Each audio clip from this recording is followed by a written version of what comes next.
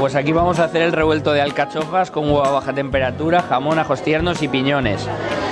Aquí vamos a empezar limpiando los ajos tiernos y troceándolos en trocitos pequeños. También hemos cocido las alcachofas, las vamos a limpiar bien para tenerlas al día y las vamos a dejar preparadas. Tenemos ya los huevos hechos, cocinados 5 minutos a 90 grados para que se quede el huevo mollet, para acabarlo luego el revuelto. Y tenemos los piñones, también muy importante el jamón que estáis troceando. Una vez tengamos todo eso, sofreiremos los ajos tiernos con las alcachofas y los piñones. Una vez esté, añadiremos el jamón, le daremos 2 vueltecitas y acabaremos con los huevos a baja temperatura para que lo echéis en el plato y se mezcle. Es un revuelto que se acaba al momento, esa es la peculiaridad de este plato.